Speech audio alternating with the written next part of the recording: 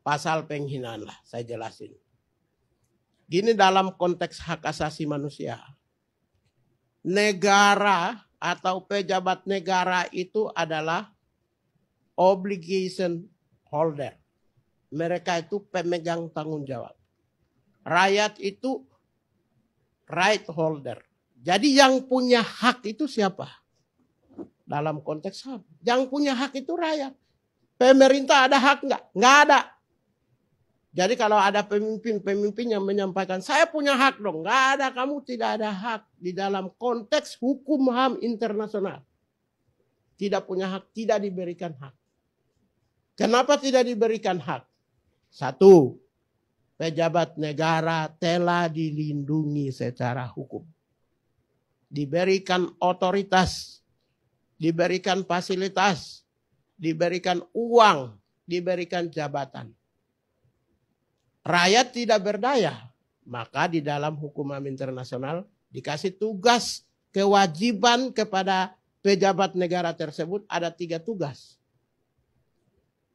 Jadi seorang pejabat negara wajib melindungi rakyatnya.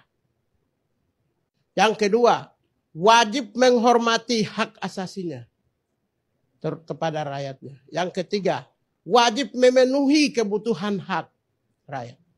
Maka ketika di suatu daerah busung lapar, yang dicaci maki publik itu pejabatnya. Tidak pernah caci maki publik orang tuanya. Kenapa? Rakyat yang disebut pemegang HAM supaya mereka mengelola, mengatur hak hukum HAM itu untuk mengatur supaya mereka bisa deliver semua kebijakan menyangkut perlindungan, penghormatan, dan pemenuhan hak asasi manusia kepada warganya. Menghina seorang presiden itu, presiden tidak punya hak kok. Karena dia sudah kawin dengan negara, dan negara telah melindungi presiden itu dengan segalanya. Dari sisi hukum, dari sisi otoritas, kewenangan, pas pampres, sampai oleh partai-partai politik. Dia sudah terlindung secara otomatis. Karena itu kenapa harus dia diberikan privilege khusus yang milik rakyat.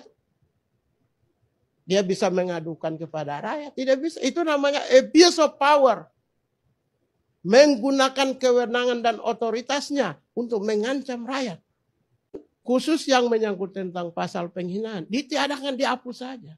Ini sesuai dengan filosofi bangsa. Kebiasaan bangsa Indonesia. Tidak semua kebiasaan bangsa ini baik. Tapi juga ada kebiasaan bangsa ini yang benar. Itu dijembatani dengan demokrasi, nilai-nilai hak asasi manusia, ya, perdamaian dan keadilan. Karena itu kita hibrid dari dunia modern. Itu juga kita tidak berdosa. Kenapa harus kita bangga? Kalau ternyata kebanggaan kita itu merusak.